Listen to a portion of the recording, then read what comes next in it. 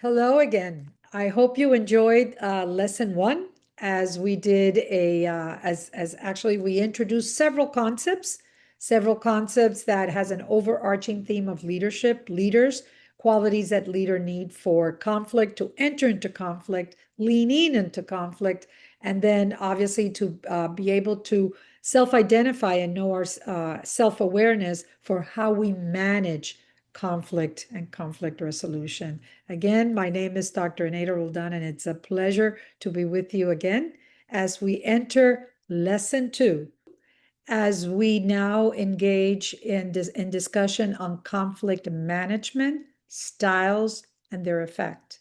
If you recall in lesson one, we discussed the overarching theme of leaders and leadership and how leaders manage conflict, both positive and negative conflict.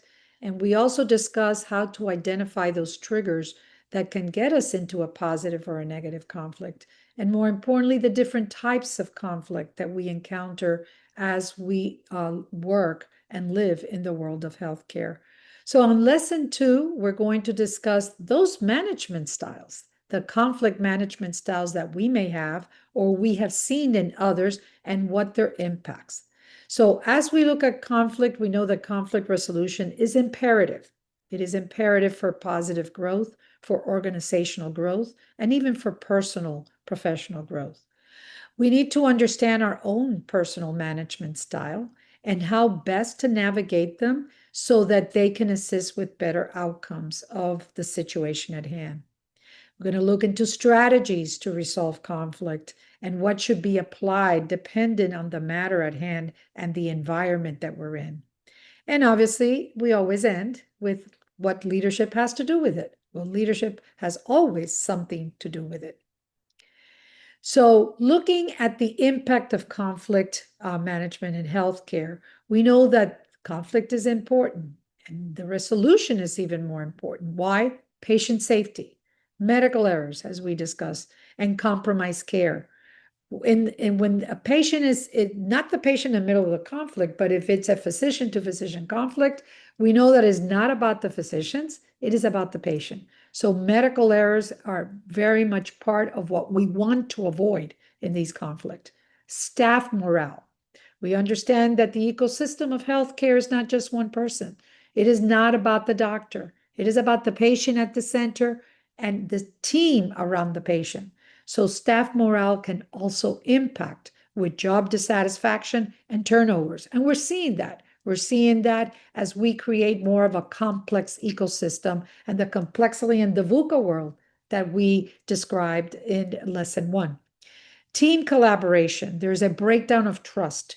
We understand that even when we enter the world of conflict, if there's trust and respect, there's going to be good outcomes. So team collaboration can have a breakdown of trust, and therefore there's poor communication, and there's a punitive cooperation and a punitive environment that is not conducive to very positive results. And then we have organizational culture. We have cultures that are toxic, as we described. They have low engagement. We have leaders that basically are up there in the C-suite and really are not looking down as to the front line of those that are being confronted day to day with conflict. And therefore, there's missed opportunities because it's not that we're always going to be right, but when we're wrong, are we really being impactful to learn from being wrong? Then, as we look at conflict in healthcare, and more particularly in patient safety and a safe patient safety culture, we look at medical errors. The latest statistics show that an estimated $20 billion annually are focused and really are the impact of what those medical errors are. More importantly, medical errors and near misses that may have become medical errors and more importantly could have disabled the patient or worse, could have caused the death of a patient. That is $20 billion annually in our healthcare ecosystem. I want to discuss something that is very important in healthcare, and that's the disruptive physician behavior. Disruptive physician behavior is well and alive. It is not positive, but it is well and alive.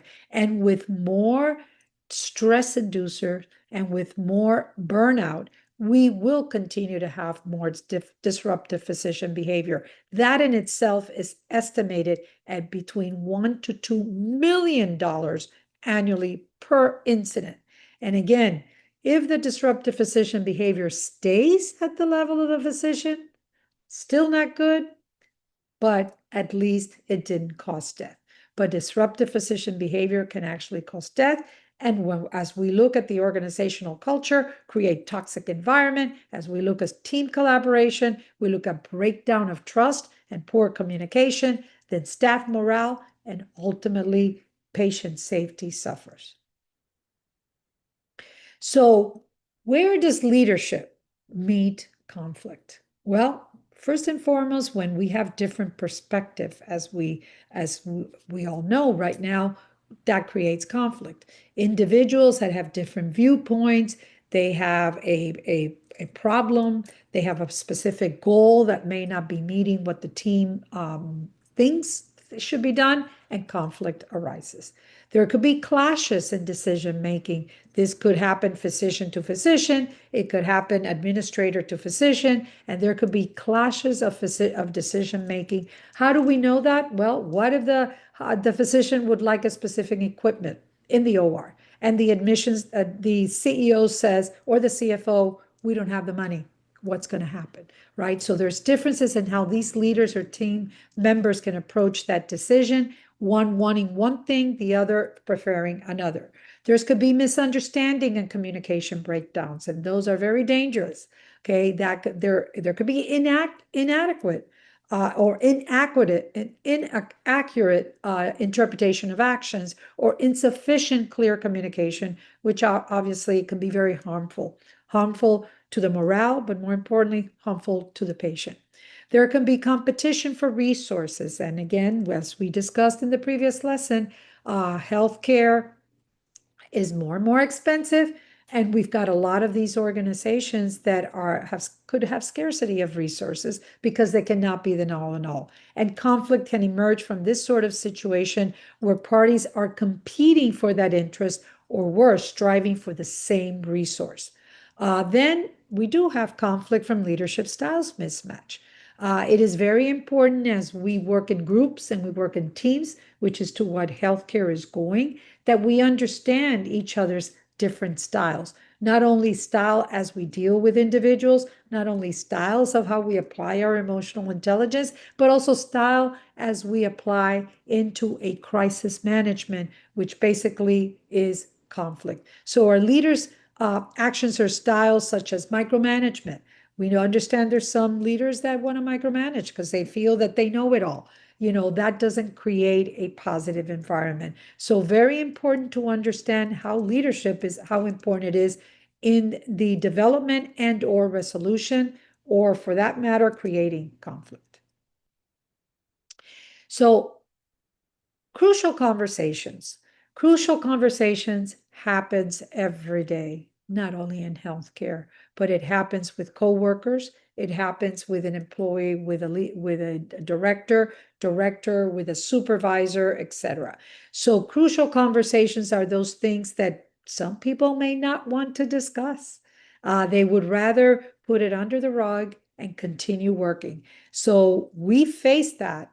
We face that as leaders, and we face very challenging people, because there's others that really engage and they feel that they want to engage in those conflict because they feel it's positive. And what they're basically doing is probably a negative conflict with being very disruptive, distracting, and blaming others. So crucial conversation needs to happen at any interval when we meet challenging individuals, when we have to tell even our best friend that could say you're doing the wrong thing, and how we're going to handle that. So how do we engage? How do we resolve conflict and crucial conversations? Let's describe what a crucial conversation is. It is defined by 3 key elements or characteristic. First, a crucial conversation has high stake.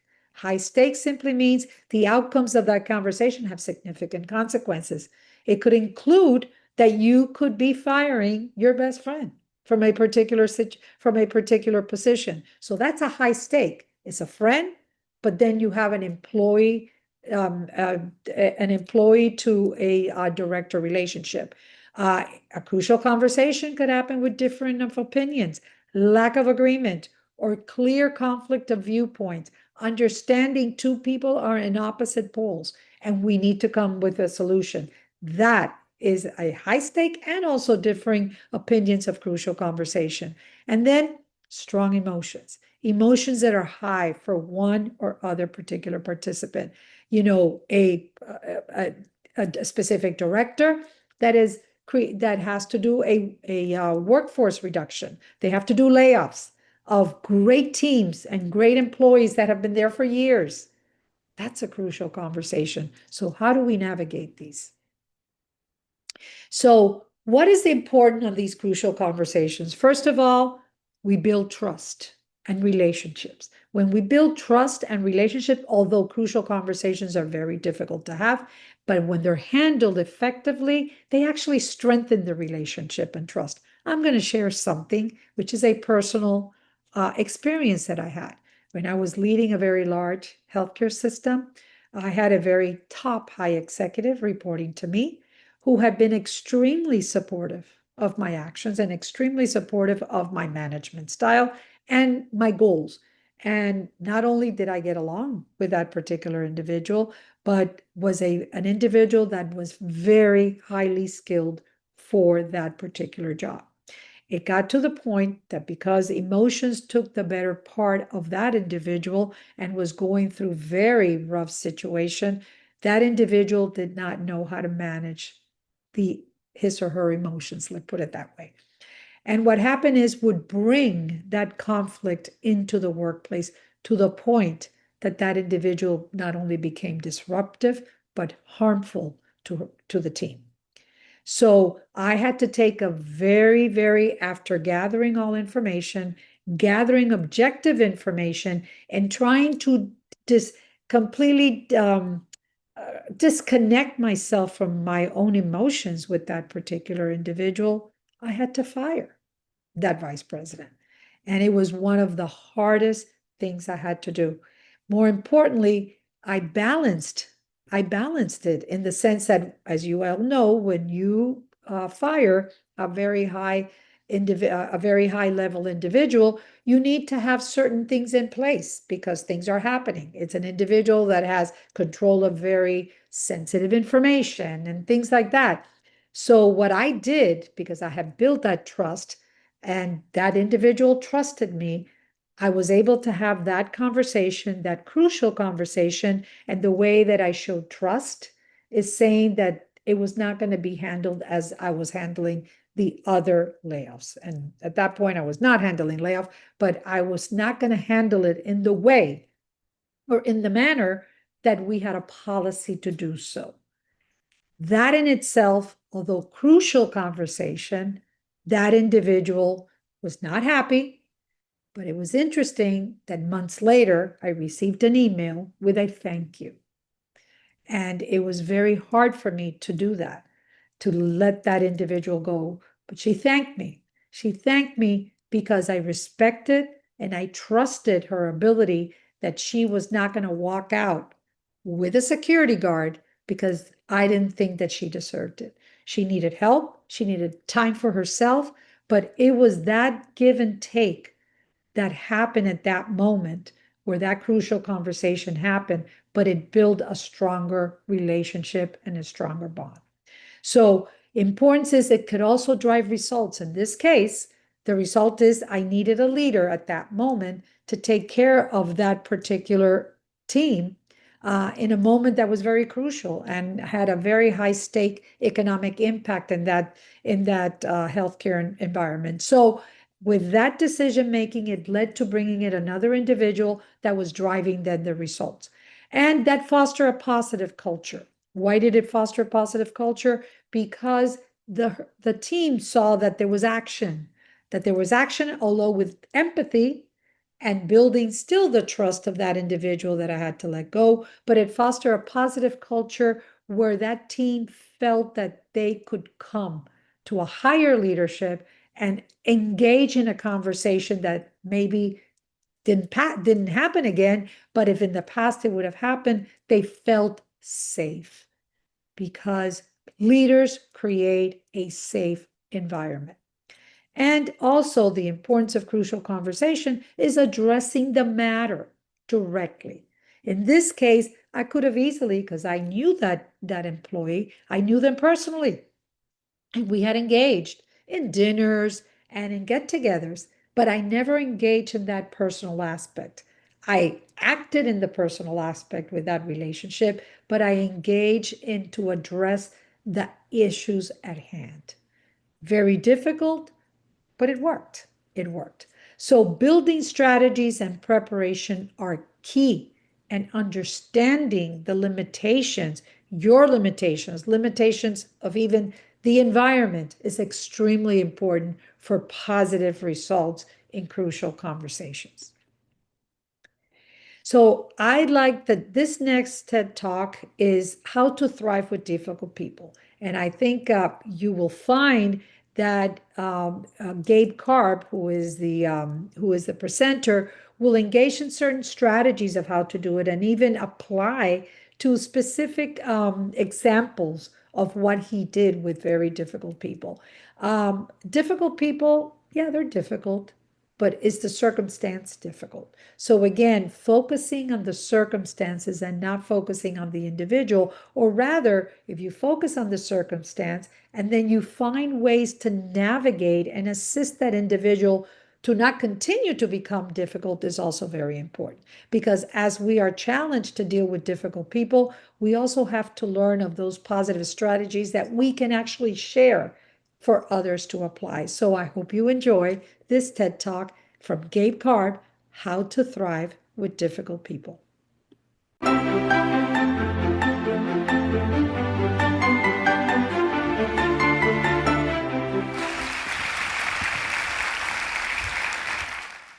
There's a space, a mental space, that every one of us has experienced. For many, it's been a space of great suffering. In fact, some of us in this room might be suffering in that space right now. It's been the cause of wars, shattered relationships, squandered dreams, and broken lives. But it's an imposter and can be easily conquered. I'm talking about the space between expectation and reality, the expectation gap. And the wider that gap becomes, the greater our suffering is. The research and 30 years of experience show that we can eliminate that suffering from our lives with 2 simple steps. Step 1, don't get mad at penguins because they can't fly. This is a lesson in acceptance. We should accept people's limitations and not expect them to do things they're not capable of, even though we may really, really want them to. And one of the things that makes that such a challenge is that oftentimes it's hard to see someone's limitations, especially if everything else we know about them suggests that they're not limited. Take a penguin, for example. What do you mean a penguin can't fly? It's a bird, it's got wings, it's got feathers, and birds with wings and feathers can fly. Except that penguins can't. Flight is simply beyond their ability. We could choose to get mad at that, or we can accept it. We often find ourselves dealing with someone who's continually falling short of our expectations. Maybe it's someone who's always late, no matter how important it is to us that they be on time. Yet we continue to expect that on this occasion, they won't be late. Or maybe we have one of those chronically unhappy friends who's always injecting just a little negativity, giving us a little personal jab every time we have some good news to share. Yet we continue to hope that the next time we have something to celebrate, they'll be happy for us and we can enjoy the occasion together. Now, that's the expectation, but if we think about it, we know the reality is something different. And that gap in there is where we suffer, because the reality is oftentimes the other person is simply not capable of behaving in the way that we want. If we do have that unhappy friend, the reality is that they're not capable of being happy for themselves, let alone us. It's got nothing to do with us. So the next time they get annoyed when we have some good news to share, don't get mad, don't take it personally. It's not their fault they're not capable of being happy for us. They're not making a choice. It is simply beyond their ability. And getting mad at them for that is like getting mad at a penguin because it can't fly. And penguins aren't just people. It's any situation where we find ourselves suffering in the expectation gap. It's the traffic jam when we're late. It's the torrential downpour on our beach vacation. It's that little piece of spinach we find in our teeth immediately after the most important interview of our lives. The reply all email meant for one person. And the ridiculous belief that we can limit ourselves to just one potato chip. Don't get mad at penguins. Step 2, choose your own ending. When people fall short of our expectations, we get to choose how we want to react. Some say we can't choose our emotional reactions because they're involuntary. We have no control. The truth is, we absolutely can choose. That doesn't mean we can choose to never feel that initial flash of anger, fear, or anxiety when we're triggered. But the lifespan of those instinctive responses is measured in seconds, not hours or days. And what happens next is entirely within our control. If we allow the instinctive response to continue, we focus on how this person is always making us feel angry, fearful, anxious. We go with the emotion, let it drive our response. And not just for hours or days, sometimes years, even decades. That's a choice. We can choose to not go with the emotion. We can choose to shift our focus away from that instinctive response. And with that awareness, we have the power to control our emotions rather than allowing them to control us. At that point, you get to choose your own ending. It may seem like this daunting thing, but it's remarkably easy and highly effective the first time we try it. In fact, the hardest part is just remembering to do it in the moment. The next time you feel yourself triggered, take just one deliberate breath. That's all most of us need to pull us out of an instinctive response and into intellectual awareness. That will give you power and control. Use it to choose your own ending. And of course, not all penguins look alike. Years ago, I was defending a company in a commercial litigation, business divorce. Complicated case, millions of dollars at stake. One day I'm standing above my desk, looking down at all the documents laid out, trying to get a bird's eye view, because for every legal and business reason you could think of, these parties should have resolved their dispute long before they ended up in court. I can't see what's driving this conflict.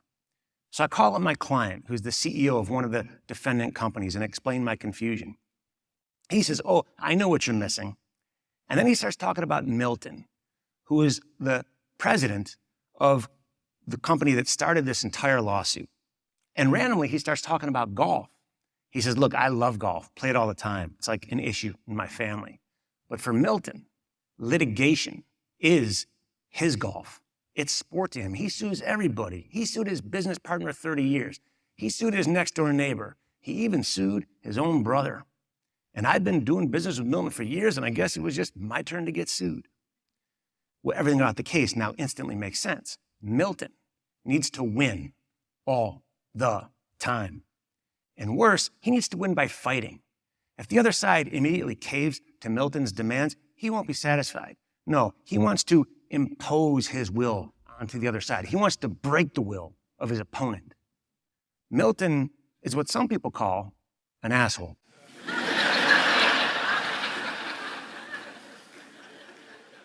Maybe you work with a Milton. Maybe you're related to one. Miltons pop up in all aspects of life. The Miltons of the world would rather be right and would rather win than be happy. My Milton was a penguin whose ego imposed severe limitations on his behavior. Here's a tip. Catering to your own ego is costly. Catering to someone else's ego is free. If you find that you're dealing with someone whose ego is driving the conflict, feed that person's ego. It'll cost you nothing. Recognize they have a need to feel powerful. So tell them they're powerful and respectfully ask they not use their power to hurt you. Once we took that approach with Milton, he was pleasant, accommodating, and the case resolved in a matter of weeks.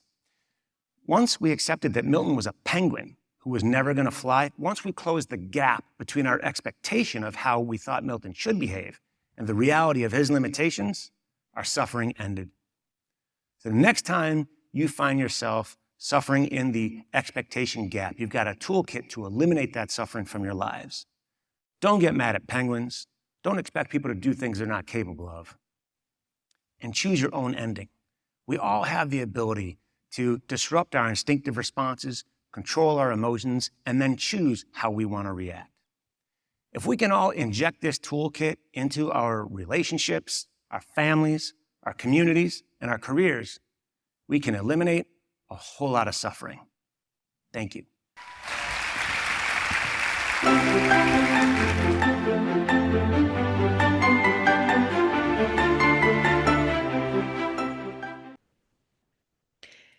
I hope you enjoyed the TED Talk, and I hope that you actually saw a little bit of yourself and circumstances that you have been in with difficult conversations, crucial conversations, and difficult individuals at moments that maybe you would have had to do very difficult decisions and very rapid decision making. So I hope you enjoyed the TED Talk. Now I want to shift a little bit on the Thomas Kilmann conflict model. The Thomas Kilmann conflict model is also an assessment. And basically, you can go online and maybe even go ahead and fill out the assessment to see what type of conflict style you have. So the model itself identifies 5 conflict resolution styles. First is competing. That's the easiest one. People are very competitive. They want their way, but is it effective? And we have to see what happens when there's high stake and we become competitive. Collaborating. Collaboration, everyone says collaboration is what is needed for individuals to come to the table and come with one type of mission or vision. But should we use collaboration all the time? Compromising. Not everyone likes to compromise. Again, individuals, humans are competitive. Some people, even when they're not competitive, they wouldn't want to compromise because of the situation at hand. But should we always be compromising? When do we use it? Avoiding. Avoiding is the worst. When we avoid, we do not resolve. When do we not resolve? We don't have outcomes. And when we don't have outcomes, we haven't learned or we haven't done anything. So we're also going to discuss what that avoidance style is all about. And then the accommodating. And there's going to be times when you're going to say, I have to accommodate this. This is not in the best interest 100%. Nothing is 100%, but we may have to accommodate. So these styles, they define the level of assertiveness and the level of how cooperative we are in a conflict resolution or in a conflict situation. The instrument itself, which is the assessment, will focus on your individual behavior dependent on the conflict situation. And you will actually be assessed in 2 ways, the assertiveness and/or the cooperation in that particular situation. So this is the model. This is the conflict model. And basically is in 2 dimensions where we have importance, what type of style, what type of conflict management style we should be when we want the importance of achieving a goal. In other words, if the importance of achieving a goal is very high, of course, we're going to enter in a competitive manner. Okay, and the competitive manner is one that one party seeks to satisfy the interest regardless of the impact, which means they don't care about the relationship. They don't care what's been built in the past. They're going to go forward because they have an importance of achieving a goal. The other one is collaborative. But in collaborating, we do have importance of achieving a goal. But if you look at the importance of the relationship underneath, also the importance of relationship is high. So of course, we want to be collaborative. If we know the individual, there's relationship building, there's trust. So we want to achieve a goal, which is high, but we want to do it in a collaborative manner because of the importance of the relationship. Somewhere in the middle, between low and high of achieving goal and between low and high of the importance of the relationship is the compromise. The compromise is where both parties win and give up something. And that's that's even better than a BATNA. The BATNA is what we see as the best alternative on our side, but when both are really reaching that BATNA, best alternative, outcome, that's wonderful. And obviously, the importance of relationship is there, and the importance of achieving a goal is there, somewhere in between low and high. Then, as we go further in the low scoring of importance of achieving a goal is avoiding. And as I said, that's the worst. We cannot avoid. We cannot, if we avoid, and there may be times when we have to walk away, but we also have to balance that with really what is our achieving goal. That is when one or both parties seek to suppress the conflict.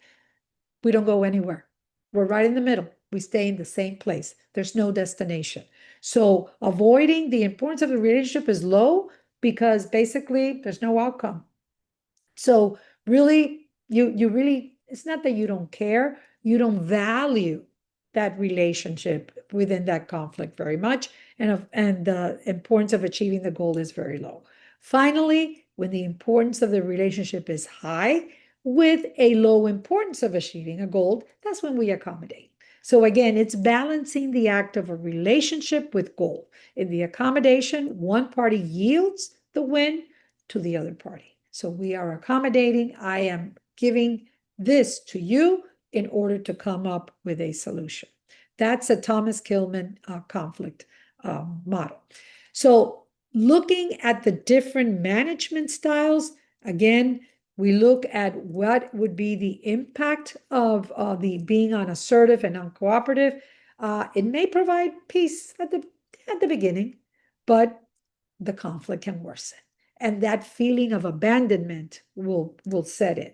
In the accommodating, the person is unassertive, it's cooperative, the person's giving in. But what is the impact? It nurtures a very harmonious environment. However, we can look as we're not caring. We're not caring, and there could be resentment from the other party. When we compete, definitely we are assertive.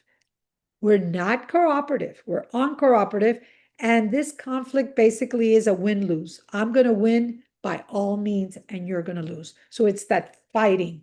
It's that fighting aspect. The impact, it could resolve in a very immediate, very rapid decision making, but it may undermine collaboration. And you may see this possibly in a very impactful crisis. You can see that in the military, for instance, in war, where you need to make a decision, and basically the team says, the general didn't even listen to me. However, it could also create lack of trust because the individual can say, in fact, I'm in a situation like that right now, where I'm trying to negotiate with a physician, with a colleague about a certain position. And the physician, the way that physician came to me was saying, I almost like, I want to win. This is basically the conversation at this point. And I want to win. And by the way, I don't like the fact that you don't trust me. And the reason that individual said that is because I'm not giving in, because the gathering of the facts are not there. So in this particular situation, that physician is competing, and it's basically saying you don't have lack of trust, but I'm saying we need to compromise, which is the next level. The compromise, we have moderate assertiveness, because I want that individual not to become a bully, right? I want that individual to come with a compromise by gathering the facts and coming up with a decision making that is positive for the organization. So I need that compromise, which the impact means we can resolve. By the way, this is a minor issue. It could be a minor issue, okay? But basically, that individual, the physician, may not be fully satisfied. And I may not be fully satisfied because already there's been interactions back and forth where that individual, the physician, has accused me that I don't trust them. And it has nothing to do with trust, okay? So I have had to separate the individual from the problem.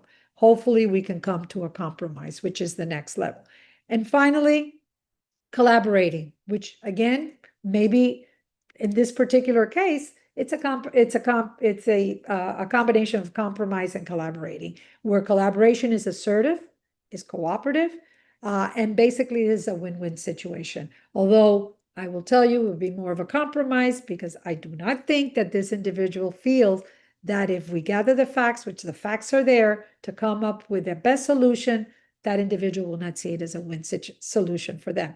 So in collaboration, you foster trust, mutual respect, and then it's the best at the long-term outcomes for both parties. So what's the general impact of conflict management styles? First of all, relationships. Relationships matter. Relationships matter, and the way that you can enter into this conflict world is by saying it is not about you. It is about what we need to talk about. So in collaborative styles, you've got a building of strong relationships. However, in a competing style, because I just mentioned this particular case, she's competing. This physician is competing, and she's competing on the fact that I don't trust. I'm not giving her her way because I'm not trusting. So that type of relationship, and I'm constantly putting the relationship aside in that particular instant so that we can come up with a solution. So in relationships, competing or poor accommodation can lead to power imbalance. And I know that ultimately that particular physician reports to me and feels that because they report to me, she is being, what can I say, stripped of power, which is not the case. General impact, again, of the problem solving, effective conflict management, especially through collaboration, is the best solution for addressing. However, not everyone wants to be collaborative if they're in the competitive or a win-lose situation. And poor conflict handling can result in very unresolved issues. Again, another impact of these conflict managements in individuals, negative styles of how the type of style is being used can actually produce feelings of frustration, resentment, depression, anger, and by the way, burnout.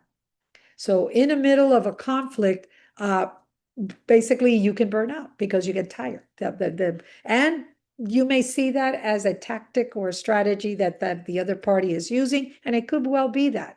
So again, very important to know that trigger so that you can step away and continue the discussion some other day, right? The positive cooperative style, they foster well-being, engagement, and motivation. And obviously that's what we want to get to. Within organizations, there's a mix of styles, and we understand, and you're going to see it in negotiations as well. When we talk about negotiation styles, we don't use the same style all the time. We can't, because it depends on the situation. So a mix of styles is necessary for that healthy workplace. So I have had situations where my team members have said, I can't believe you reacted that way. That's not your usual style. And I always ask them, what is my usual style? So when they describe, I say that's because that particular situation demanded or actually afforded me to be that style, but not necessarily in the situation we were in. So the healthy environment is when leaders actually can go from one type of style to the other.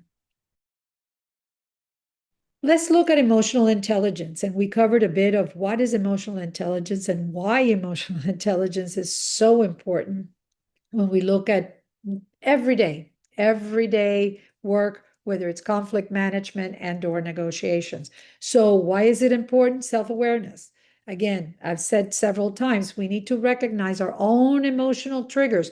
We need to know how they affect how we react. We need to know sometimes if we know the individual that we have a conflict with, how that person also react.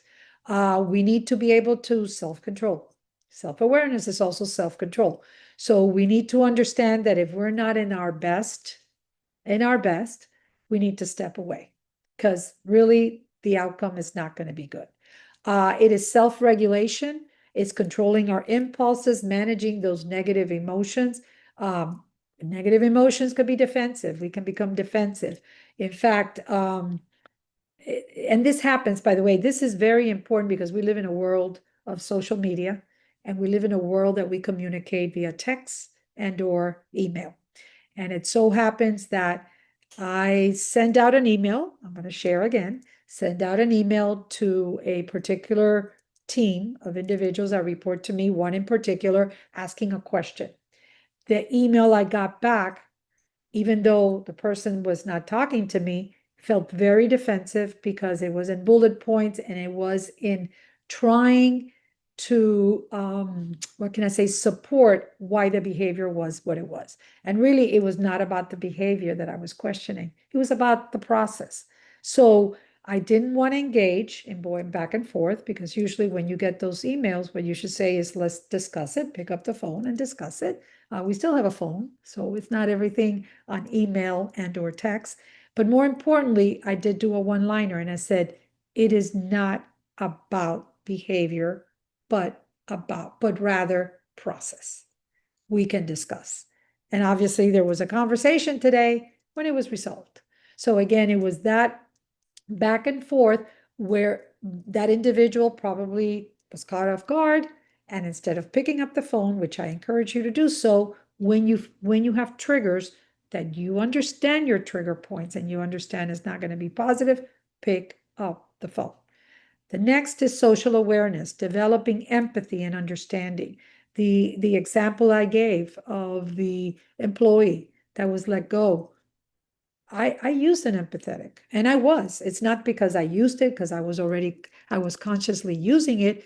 It's because there was a connection, there was a trust and a relationship, and I was empathetic to the fact that individual was going through rough times. However, I did not condone the behavior of bringing that rough time into the workplace and or, not mismanaging, but and it's not even insulting other individuals. So I didn't want to condone that. So again, developing empathy and understanding the emotions and perspective of others is very important. Finally, social skills. Again, remember, emotional intelligence is about social skills and relationship management, communicating clearly, listening actively, understanding others' point of view, collaborating for that common ground, solution building trust, and respect above respect for all parties. I just want to bring back this slide that you all recall that that we used in lesson 1. And this is again to recognize that a lot of those triggers could be biases. You feel that it is anger, but when that you feel that and you really cannot explain why, you have to ask yourself the question, why? And then maybe some of these may surface. So very important for you for you to understand that they exist. Very important for you not to feel guilty if you do have them. We all have them. But more importantly is to be aware whether you have them subconsciously or consciously and how to navigate when that trigger actually gets the best of us. By the way, I know that some of you, maybe all of you, are in the healthcare, and I'm going to use a scientific, and it's a medical term, and that is when we cannot control our emotions. It's called the amygdala hijack. We have the amygdala in the brain, and I reminded myself because when it gets the best of us, guess what happens? We have no control. So to be able to have control of that little lizard brain is very, very important. So just think of it as you being the giant that takes over the lizard. And we need to do that so that it doesn't get the best of us. So what is that benefits of emotional intelligence and conflict resolution? It brings a proactive conflict. It anticipates those conflict, not only the conflict itself because of what is at hand, but also the emotions that you can that are inside of you and can be triggered, and or the emotion that it can trigger from the other individual. Also, it helps us to be able to focus and be able to be ready for a de-escalation. And as you know, de-escalation, in order to be effective, it has to be quick, which means you got to immediately know. And how do we know that? Someone raises their voice, someone locks the door, so these are all trigger points that you say, we need to stop. We need to listen. We need to validate. We need to de-escalate these tense situations. Also, collaborative solutions. That's when the emotional intelligence sets in, you're looking for that collaborative environment to make it easier to develop those solutions. Ultimately, when we have that self-awareness, self-control, control of those triggers, knowing how to de-escalate, we can turn these conflict into opportunities. And the emotional intelligence help us to transform these disagreements into potential positive growth. Finally, avoiding the counterproductive behaviors, which again, the emotional intelligence helps people to avoid negative behaviors, not only for other individuals, but ourselves. So then we avoid what this physician that I just told you is trying to use with me. You don't trust me. That's trying to work on my guilt to try to get away, her way, which basically has no rationing thinking to it. So again, avoiding things like criticism, contempt, defensiveness. The email I just told you about, defensive. It was not about the person. It was about process, that we needed to discuss process, or stonewalling, that all that can damage relationships. So what are the different strategies? And you're going to hear these strategies again, very much so part of negotiations and part of how leaders engage in conversations. Communication, always number one. Effective communication. Empathy, assertiveness, active listening. There's a reason why we're different from animals, right? We communicate, right? So we need to understand communication is important. We live in a world where we have the little iPhone that it's easy. We just throw out a text and that's it. That's really, we're assuming. We're assuming that the individual that that text was for was being received. Well, we could have cyber attacks. The individual may have lost the phone. So how do we know if it's an important or a crucial moment that that individual received it? Pick up the phone. Communication still number one. Strategies, negotiation, and remediation is finding that common ground. And always never forget that you can actually seek external support to resolve the conflict. We're going to discuss a bit about that when we go into negotiation, when we talk about mediation, which is bring in that mediator, that individual that comes in and helps us through that the resolution of that conflict. It's interesting that the reason that we bring mediators is exactly a strategy that we use for positive negotiation. And that is separating individual from the problem. When we bring in a mediator that doesn't know about us or doesn't know, just knows about the problem, they're effective. And they're effective for a reason, because emotions don't set in. It's basically focused on the problem. Then leadership and management, very, very, very core at conflict resolution, because we model behavior, we are role models, we're setting the tone, the framework. We can even see it when we have meetings.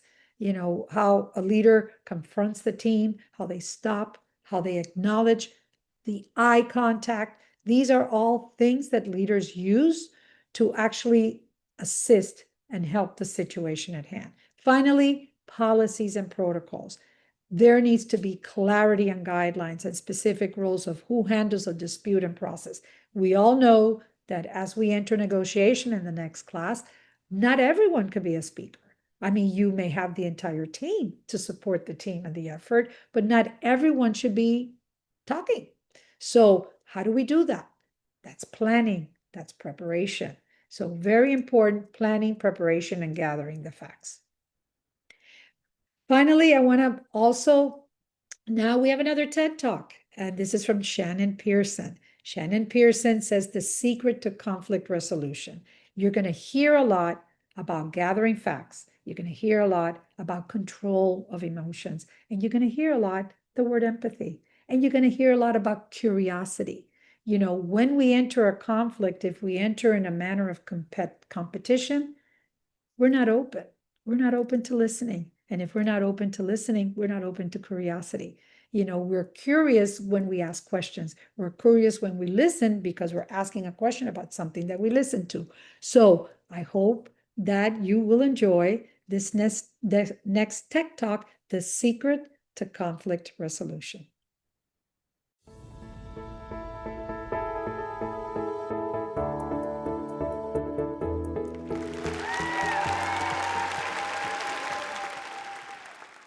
Imagine a little girl and boy standing side by side.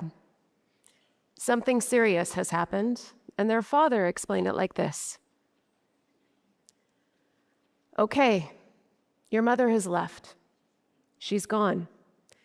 And I don't want to hear a word about it because you two are gonna be fine. You'll have a roof over your head, clothes on your back, and food on the table. Out there, in the real world, nobody cares. I love you, but out there, nobody cares. And the sooner you two realize that, the better off you'll be. I was 8 and my brother was 10. Our childhood was loving, but it became unsettled as our family split up. My story's not uncommon, or the worst out there. We did have food, clothing, and shelter. And in fact, that story has a very happy ending. We became a blended family, and we're all connected. Don't get me wrong, I mean, as a teenager, I thought I had way too many parents. But what started as conflict became something I appreciate and am grateful for. But before I was grateful, I formed a belief about conflict. I believed it was scary, it hurt, and that people leave. Naturally, I did everything I could to avoid it. I became masterful at accommodating anything to keep conflict from even getting a foothold. The problem with that is when you spend your time accommodating others, you don't develop a sense of what you're willing to fight for. And the irony of avoiding conflict is we create more of it. This pattern continued, and after years of avoidance, I realized that fear, hurt, and loss, well, they happen even without conflict. So if avoiding it doesn't really achieve anything, maybe embracing it could. And that was the beginning of so many awkward moments on a very steep learning curve as I learned how to resolve conflict. It is a skill that can be learned, but there are 2 things that make a big difference: courage and humility. We need courage to step away from our own convictions to become curious. Then, with humility, we can be open to other perspectives. That balance is delicate, and it's how we find common ground, a chance to collaborate and connect. Simple, but not easy, because conflict is everywhere. It doesn't just show up loud and abrasive. No, it can be quiet, and it'll sneak up as rude remarks or passive-aggressive comments. It'll catch you off guard, and you might dodge it, but dodging doesn't work for long. Dodging doesn't even work when you play dodgeball. You know the game dodgeball, where 2 teams face off? They chuck balls at each other. You throw a ball hoping to hit somebody on the opposite team and knock them out of the game. If you're cautious, you're probably slow, but the entire strategy is to move fast and strike first. Have you ever considered the similarity between how we play dodgeball and how we engage in conflict? When conflict appears, we're usually protecting or defending something. Maybe it's an idea or a decision that we've made. Our instincts take over, and we're influenced by internal response systems.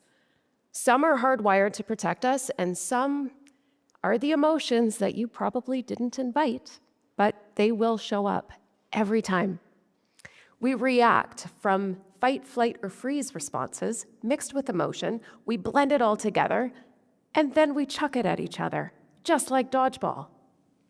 And then we respond in a few ways. We either catch it and put our own spin on it and chuck it back, or dodge it, avoiding those uncomfortable conversations until we know we can land a perfect shot. Or if you're an avoider, just leave. Walk away. Call it taking the high road. Conflict is an outcome. So when we just pass it back and forth, we don't learn what problem needs solving. What is being protected or defended, and how was it threatened? Shouldn't we learn what's being fought for before we respond? I've worked for years in operational environments. Usually it's to help with things like communication and culture. By the way, employees don't like that. They get a little suspicious, and then they give you nicknames like Dragon or the Fun Police. I like Dragon though, that one was good. Some of the most difficult situations I've faced have taught me the most valuable lessons about how to respond to conflict. Once, I was working as an HR manager in a production plant, and I received complaints about someone being verbally abusive. To put it mildly, a worker named Catherine was telling people where to go and how to get there. I invited Catherine to my office, prepared to issue discipline, and warn her that if her conduct didn't change, she would be fired. But before she arrived, someone walking past my office casually mentioned that Catherine hadn't been the same since last year. As she walked down the hall and continued on with her day, Catherine appeared in my doorway. I invited her in to sit across from me, where she sat with her arms crossed and without expression. I asked, "What's going on?" She stared at me. I asked again and was met with more silence. So I said, "Catherine, you're the only person being accused of verbally attacking other workers. There must be a reason." With no expression, she said, "I don't know if you know this, but my son died last year." In the previous year, Catherine's son had tragically passed away, and she was dealing with all the legal aftermath. This was not an employee sitting across from me. This was a mom. This was a mother who buried her adult son, and she was drowning in grief. She didn't need ultimatums. She needed understanding and connection. We made an agreement where if her grief took over, she had the option to leave her shift. I asked for her understanding that as a unionized environment, discipline had to be issued. Otherwise, we're going to have 119 other workers that are telling each other off, and, well, that just gets really hard to manage. She also snickered at the idea of that, but she gracefully signed her discipline. Not everyone was happy. The leadership team didn't like the arrangement because it's hard enough, understandably, to run a production schedule without people just leaving their shift. The union thought it was a great idea, though, so that was helpful. Over the coming weeks, Catherine taught us something valuable.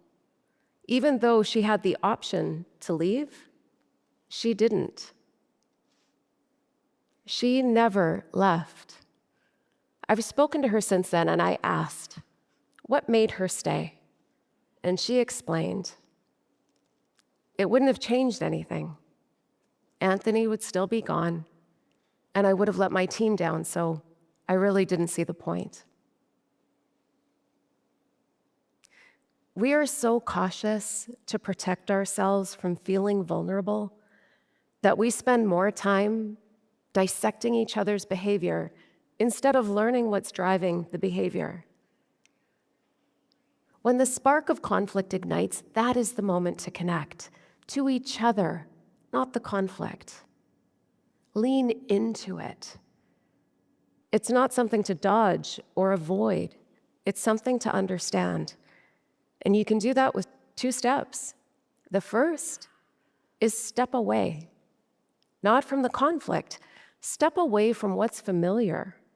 Have the courage to be curious and learn what's being protected or defended. And second, listen. Listen for what is being fought for. It is not always obvious, but it's there. And each of us has the responsibility and the opportunity to listen for it. Conflict is not something you win. If you want to win something, try dodgeball. If you want to connect, embrace conflict. It will be the greatest gift that you can give to yourselves and to each other. Thank you.